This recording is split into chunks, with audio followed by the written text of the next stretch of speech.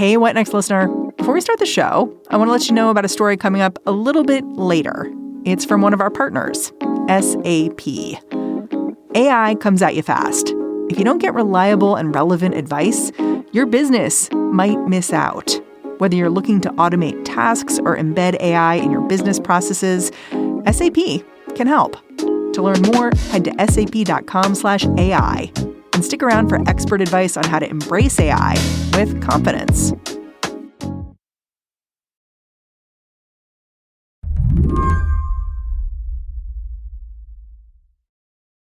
If you are incredibly nerdy, like me, you had a moment from last week's State of the Union that you picked as a favorite. Maybe it worked as theater. Maybe it spoke to something deeply important to you. My moment was about snack food. Too many corporations raise prices to pad their profits, charging more and more for less and less. That's why we're cracking down on corporations that engage in price gouging and deceptive pricing. It was about a half an hour into Biden's speech when he took this populist turn. The president called out chips and candy companies for fleecing the average Joe. In fact, the snack companies think you won't notice if they change the size of the bag and put a hell of a lot fewer, same size bag, put fewer chips in it. No, I'm not joking. I like this moment because it gave a casual listener something very concrete in their own lives to pay attention to. And it said, if this makes you mad, I'm trying to fix it. Dayen from over at the American Prospect, he was watching this play out. He says potato chips and candy bars, they were just the beginning of what Biden's up to here. Yeah, I mean, it's the emergence of a policy infrastructure, really. David says this because of what came after the snack jokes.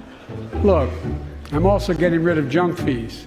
Those hidden fees at the end of your bill that are there without your knowledge. Unlike the packaging for your junk food, junk fees are something the president can try to control. And Biden is calling these fees out one by one. Did a credit card charge you because your payment was late? The administration says that's a junk fee.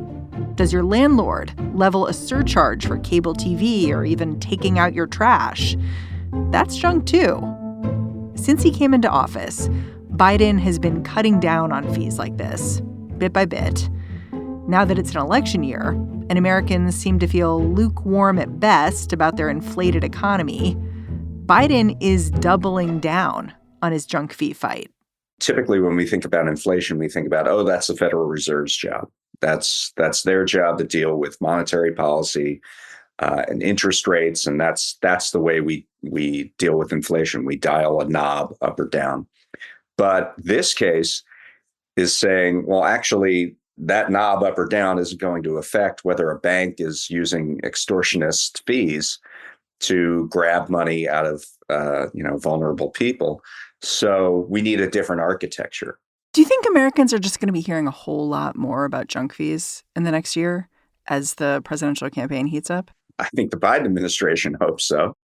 But as you said, the Biden administration has been talking about fees, fines since the beginning. It's been creating this whole new idea of corporations are trying to fleece you in this way.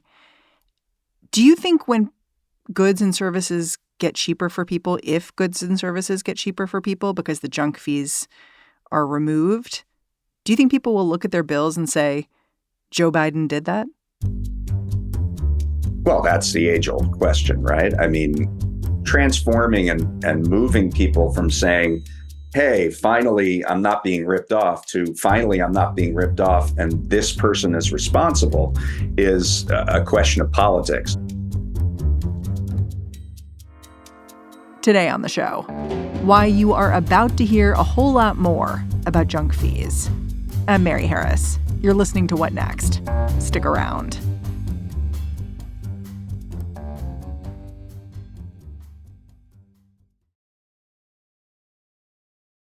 This podcast is brought to you by Slate Studios and SAP.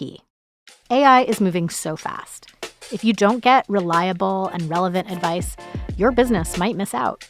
Welcome to Dear Artie, an advice column from SAP, where we tackle the tricky questions at the intersection of AI and business. Here's our expert, the technology futurist, Ian Kahn. Hi, I'm excited to dive into today's question. Dear Artie, the supply chain has been a friend and foe to my company. Can AI make us more resilient? Signed, Supply Chained to Uncertainty. Hey Supply, here's how AI in the supply chain can help. AI can massively automate data analytics and understand the movement of your goods. AI can point out weak links, market demand trends, optimal logistics, and other important aspects that impact the top and bottom lines for the business. Take the example of a large grocery chain that has hundreds of vendors spread through the country. In some cases, you may need to reroute shipments to other stores, such as in the case of fresh produce, a good that can go bad very fast. Managing such a supply chain is heavily dependent on the data provided, and AI can help optimize this information so that your supply chain works at its optimal levels. Embrace AI with confidence. Head to sap.com/AI to learn more. This episode is brought to you by SAP. First, the bad news.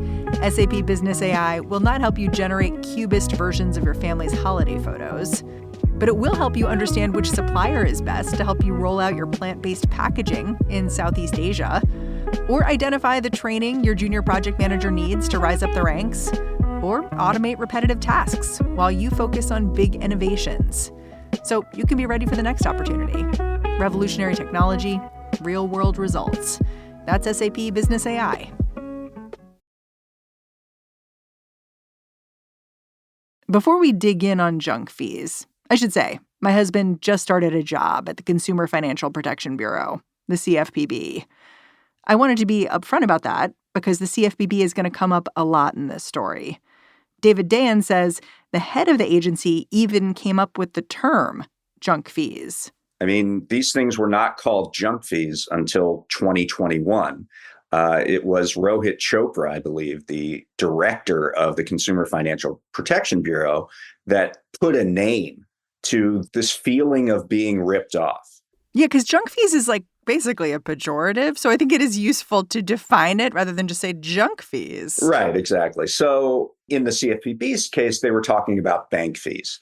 They were talking about late fees on your credit cards, overdraft fees. You know, when you overdraw your account, what you learn is that the bank has signed you up for a system where they'll pay that charge, but they'll charge you $35 every time that you overdraw your account. And then they do something called structuring, where let's say you made a $5 charge, a $100 charge, and a $2 charge. They will move the $100 charge to the top so that you've overdrawn your account. And then they'll put those smaller charges below it, and each one will trigger an overdraft fee. So while you have like a $35 overdraft fee, all of a sudden now you have three $35 overdraft fees in one day when you thought, oh, I'm managing my money here. That's correct. The CFPB talked about this in those terms of banking. Then when the Biden administration started talking about it, a lot of the things they looked at were travel and entertainment. So airfare, the junk fees of increased baggage fees, increased fees for your seat. Yeah, United Airlines was charging fees for you to sit next to your family, right? Yes. If you wanted to request a seat for a child that was next to the parent, they were charging fees. There's actually an organization that runs a boot camp for airlines on ancillary fees. Oh, they run a boot camp for airlines. Sorry, explain that. What? Yes, they invite executives of the airlines to come to a 2-day camp to figure out what fees they can lard on the public. They've been doing this for years. Oh my God, that makes my blood boil. Yes, it should. Another one was hotels. So all of a sudden, these things started showing up on people's bills called resort fees. It might not be a resort hotel. There might not be really a pool or really anything that sounds like the lap of luxury, but they would just throw a $20 resort fee on your bill. These things like resort fees are part of a broader problem, one that goes beyond penalties or add-ons. David is identifying a specific way that junk fees stitch themselves into the fabric of our everyday lives through a tactic known as drip pricing. Drip pricing is sort of the technical term for when the price of a particular item, particularly that you're buying online, changes as you go through the purchase process. Maybe you're going to Ticketmaster, you want to see that Taylor Swift show, right? And it says that the price is $100 for the ticket. So you click on that. It says pick your seats, you pick your seat. Then there's a processing fee of $25 or a convenience fee of $15. Convenience fee. That's my favorite. Yes, it's very convenient for them. Yeah. And at the end, you're paying a much higher price than what you were initially advertised. And it's a drip, drip, drip. Let's say you're going to rent, you're seeking out a rental unit. You have to usually fill out an application. And so there's an application fee tagged to that. There's something called a trash valet fee, which says if you just put your trash outside your unit, we'll have someone go pick it up and we'll charge you $25 for that. There were pet fees, there were guest fees, there were fees on how you pay your rent. The craziest one I heard about was they called it January fees, which were just fees because it's January. No. I'm not kidding. Yeah, one South Carolina housing advocate you spoke to, I think, said that they were seeing apartments advertised for $1,100, but then once you actually got in the door, it was $1,800 a month, which is crazy. Yeah, and that's really not uncommon. There's no way to comparison shop if you sign a lease and you think you're paying $1,100, and then you get in there and you realize over the course of a month with all the fees, the junk fees, you're paying $1,800. It is one thing for the CFPB to identify a problem, but there are so many industries using these fees that getting rid of them has been a process, and the Biden administration has had to get creative. They've done it in a couple different ways. The first way is what they call all-in pricing. If you're shopping for a hotel, a ticket with Ticketmaster, the first time that you encounter a price, that has to be the whole price. You can't be lured in by a lower price only to pay a higher one later. Okay, I like the sound of that. Yeah, so all-in pricing, they've gotten voluntary agreements from some of the companies to do that. But the Federal Trade Commission right now is putting together a junk fee rule that would mandate that. The second thing that they've done is caps. One of them is the CFPB saying, okay, we're going to cap the amount of money that a credit card company is allowed to charge for a late fee. Right. I'm used to seeing like a $30 late fee, and that's not going to be possible anymore, right? Yeah, the average was $32. It will be capped at $8. It represents the cost of collection. So if you're late and they have to involve a third-party collection company, they calculated that what that costs a credit card company is about $8. So they were charging 4 times as much as what it costs them in credit card late fees. One of the things the president is doing as he gears up for a presidential election and thinks about this last year of his first term is creating a strike force to investigate fees. Why is that important? Like, how is that going to change things?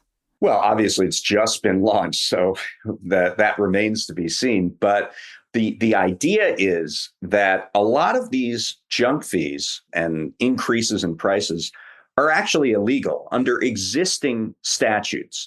There are statutes saying that you can't engage in unfair, deceptive, or abusive acts and practices. The CFPB has a law like that, and other organizations, other agencies of the federal government have a law like that. So why haven't they been enforced? The problem is that a lot of these bureaucracies don't really talk to one another. There's no sort of individual who overlooks the whole system and says, hey, that's an illegal fee, and the agency of jurisdiction should really do something about that. That's what this strike force is designed to do, to enable quicker action on these types of junk fees. With the Biden administration pushing to tackle junk fees and pricing, are corporations and banks on the back foot? Like, are they running scared? Like, how are they reacting to this push? Well, what I found in covering corporations for many years, that the typical reaction begins with PR. I imagine they're not calling these junk fees. No, certainly not. There have been efforts to say, okay, we will give an all-in price. We'll make this voluntary pledge. We'll let you know what the price is up front. There have been a couple industries, including Ticketmaster, that has said they would do that, although whether they're doing that or not is an open question. There are other companies like banks that have actually eliminated some of their fees. So we talked about overdraft before. The largest banks in America have actually eliminated their overdraft charges because they were concerned that the CFPB was going to enforce various laws that would have found them liable for that. So we're talking about Bank of America, Wells Fargo, Citibank. All of these large banks have said that they're going to forego overdraft fees. But the voluntary pullback came before the rule was finalized. So I think that's kind of interesting, that just the sort of threat. So is it a negotiating tactic? Like, we'll back off on that. Like, do we really need a rule here? It was probably a way to try to get them not to put the rule together, which they eventually did anyway. But it's interesting that just the threat of enforcement on some of these issues ends up being a credible deterrent. After the break, there's one place where junk fees are still running wild. And it's a warning to all of us.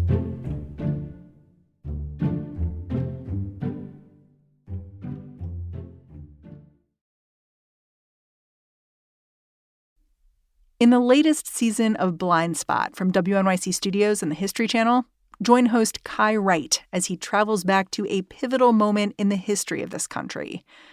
Decades before COVID-19, a virus tore through some of our most vulnerable communities while the wider world looked away. Throughout the season, you'll meet people who demanded that they and their illness be seen. Mothers, children, doctors, nurses, nuns, and sex workers, all leading to a woman who literally helped change the definition of AIDS. Blind Spot, The Plague in the Shadows. Listen wherever you get your podcasts. Add a little curiosity into your routine with TED Talks Daily, the podcast that brings you a new TED Talk every weekday. In less than 15 minutes a day, you'll go beyond the headlines and learn about the big ideas shaping your future. Coming up, how AI will change the way we communicate, how to be a better leader, and more. Listen to TED Talks Daily wherever you get your podcasts. You've said that kind of the last frontier for junk fees is the criminal justice system. Can you explain that? Can you explain why? I see it as this is sort of the most extreme and precise case of junk fees. Here we have a literally captive audience, a captive group of inmates who rely on the system to provide anything that they need over the course of their stay. So that includes the commissary. That includes, inmates make a shockingly low amount of money in prison jobs, but they have to have a bank account to hold on to that. The one that I think is really incredible is that prisoners in the U.S. are pretty much the only people in the world that have to pay for a stamp for an email. And that's both to send it and to receive it. They're hit with about 35 cents on every email they receive and read, in addition to every email they send. Think about how many emails you get in the course of a day. 35 cents a piece. It adds up. I wouldn't mind if the spammers had to pay every time. And that would be good. But yeah. There are services that offer, quote unquote, free tablets in prison. So the inmates can have these forms of communication. But anything you do on that tablet costs money. So they give you sort of the thing for free, like a pusher gives a free hit, but then you have to pay if you want a song to listen to, or look at a video, or send a card. Anything that you do, the junk fees can just go up and up and up and up. I was struck by this fact that you gave in some of your reporting that even when you get released from prison, these prison junk fees can follow you around because you'll get given a card with all of your leftover prison money on it. And that card is full of fees. So it's like you have a choice. Do I use this card and rack up fees? Or do I wait and maybe not be able to go grocery shopping? And the sad thing is that if you don't use the card, you're hit for a fee, an inactivity fee. Oh, my gosh. So, wow. Yeah, they're inescapable. And as you say, at the end of this, if you have any money left, if they haven't taken all of it away from you already, if you have any money left when you're released, these release cards have a number of junk fees on them. I wonder why you think addressing this is like a final frontier. Well, I feel like what we've seen from the Biden administration is, first off, they started talking a lot about travel and entertainment. And that's really like upper middle class people who are pissed off because they have to pay a resort fee on their hotel. And those people vote. You know, a lot of those people are engaged citizens that pay attention to politics.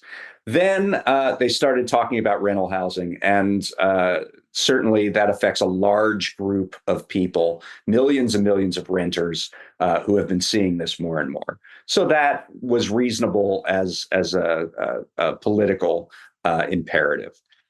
You know, when you're talking about prisoners, these are the poorest people in society.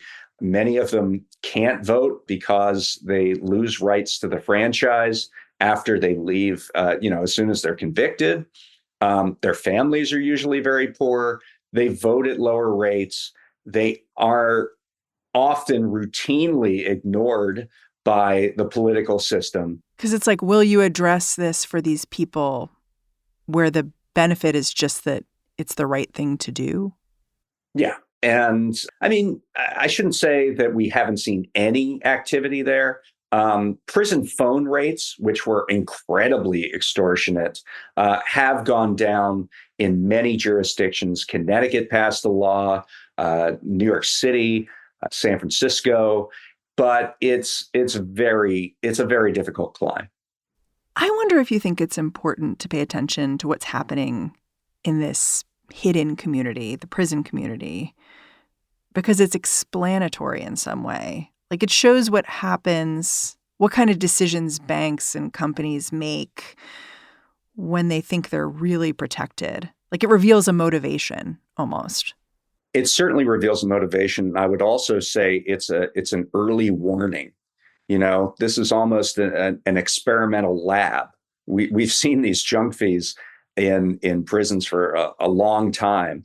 And it's kind of a harbinger of what's next for all of us. What is next for all of us if we don't do something about it? Well, if you think about your what they call the social graph, you are tracked all over the World Wide Web. The companies that have that data know virtually everything about you. They know when you make your purchases. They know what purchases you've made.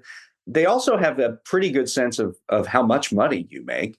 And they could probably target how much you're willing to pay and maximize that in your personalized price, so that your price for a particular item is different than my price for a particular item. I do not like the sound of that. That is the dystopian future that I think we're headed toward. Is it even legal?